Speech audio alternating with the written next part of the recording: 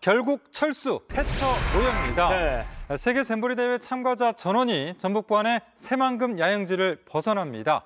기록적인 폭염과 각종 문제에도 잼버리 강행 의사를 밝혔지만 결국 태풍 카눈의 북상 소식에 철수를 결정했습니다. 네, 그럼 여기서 구체적인 내용은요. 전북 새만금 잼버리 현장을 직접 연결해서 좀 더 들어보겠습니다. 현장에 지금 최연수 기자가 계속 취재 중입니다. 자, 최 기자, 계획상으로는 오전 10시쯤부터 철수가 시작된다고 들었는데 지금 현장 분위기 어떻습니까? 네, 제 뒤로 야영지가 보이는데요. 주최 측이 설치한 천막 말고 학생들이 묵었던 텐트는 거의 다 철수가 된 상황입니다. 갑작스런 조기 철수에 현장 대원들은 아쉽다는 이야기를 했는데요. 하지만 그러면서도 너무 덥기도 하고 태풍이 온다고 하니 철수하는 게 맞는 것 같다라는 이야기도 해줬습니다. 현장을 관리하는 관계자들은 조기 철수 소식에 우왕좌왕하는 모습을 보여줬습니다. 태풍이 급하게 진로를 바꾼 탓도 있었지만 올 8월에 태풍이 올 가능성을 예측하는 것도 어려운 건 아니어서 사전 매뉴얼이 미흡했다, 그리고 준비가 부족했다라는 비판이 계속해서 나오고 있습니다. 그렇군요. 아무래도 인원이 아주 많잖아요. 여러 지역으로 흩어진다고 들었는데 앞으로 어떻게 어디로 이동을 하게 될까요?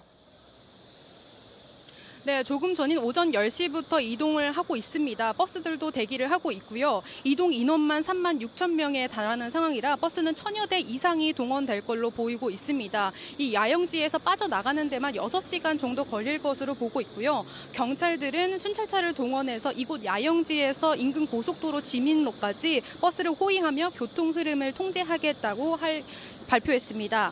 당초 참가자들은 수도권 대부분으로 이동할 계획이었는데 조금 전에 확인된 바로는 충청권 등 8개 지역으로 분산해서 이동할 계획입니다. 정부가 한덕수 총리를 반장으로 하는 비상대책반을 꾸린 만큼 잼버리가 국가적 행사로 확대가 됐는데요. 윤석열 대통령이 오늘 휴가에서 복귀한 만큼 행사가 잘 마무리될 수 있을지 지켜봐야겠습니다. 지금까지 현장에서 JTBC 최연수 기자입니다. 네, 최연수 기자 뒤로 이렇게 준비되어 있는 버스들이 보이기도 했고요. 오늘도 무척 더워 보이네요. 네, 맞습니다. 이재승 기자, 앞으로 이제 남은 일정이 4박 5일 정도의 일정이라고 들었어요. 일단 이 많은 인원이 지낼 수 있는 숙소를 찾는 게 제일 중요할 것 같은데 좀 정해진 게 있을까요? 네, 앞서 이제 우리 중계에서도 봤지만 전국 18개 곳으로 이제 분산해서 모은다 이런 말이 있었는데요. 예. 자, 아직도 근데 갈팡질팡하는 부분이 많이 있습니다. 서울의 한 주민센터에서 보낸 문자인데요. 한번 보시죠. 네. 자, 홈스테이 모집이 취소됐다는 내용입니다. 주민 입장에서는 급하게 홈스테이를 구한다고 해서 부랴부랴 준비를 했다가 맥이 빠져버리는 상황이 될 수 있는 건데요. 네. 준비 부실로 세계적인 망신을 당한 잼버리 대회가 뒤늦게 수습 국면을 맞고 있지만 철수 결정 이후에도 준비 기관들의 엇박자가 이어지고 있는 겁니다. 이뿐만이 아니죠. 여의도 세배 면적인 새만금 야영지에 약국이 한 개뿐이라는 게 말이 되냐라는 지적도 나왔는데 참가자들이 벌레에 물렸을 때 바를 수 있는 연고 하나 구하기도 쉽지 않은 상황이었습니다. 네. 결국에 뭐 여러 가지 아쉬움을 남기고 나서 철수 결정이 내려진 건데 K-팝 콘서트가 열리는 장소 선정도 뭐 혼란이 계속 있잖아요. 네, 그렇죠. 자, 이번 잼버리 대회 마지막 날을 하루 앞둔 11일 금요일에 K-팝 콘서트가 열리는데요. 서울 상암 월드컵 경기장 등 규모가 큰 수도권 스타디움으로 옮기는 방안이 검토되고 있습니다.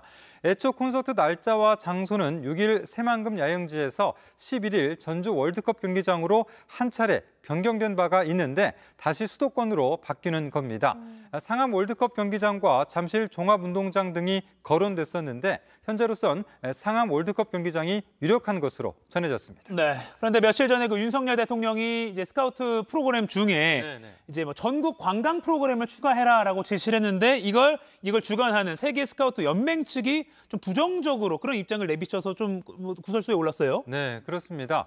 자, 윤 대통령은 앞서 지난 5일 서울을 포함한 각 시도에 협조를 요청했는데요. 예. 한국의 산업과 문화, 역사와 자연을 알 수 있는 관광 프로그램을 신청하는 모든 스카우트 학생들에게 실시하라라고 주문을 했습니다. 예. 자, 그러나 세계연맹 측은 야영장을 벗어나 장기간 관광하는 것은 잼버리 정신에 맞지 않는다면서 거부 의사를 보인 것으로 알려졌는데요. 잼버리 정신. 그렇습니다. 네. 자, 그런데 결국 태풍으로 인해서 철수가 결정된 상황이라서 어느 정도 의견이 절충될 것으로 보입니다. 네, 지금 이제 태풍이라는 것 때문에 변수가 생겼고 대피를 해야 되는 그런 상황이니까 잼버리 정신보다는 안전하게 프로그램을 맞춰야 된다. 이렇게 되니까 이제 절충이 되는 그런 상황이 되겠군요. 네.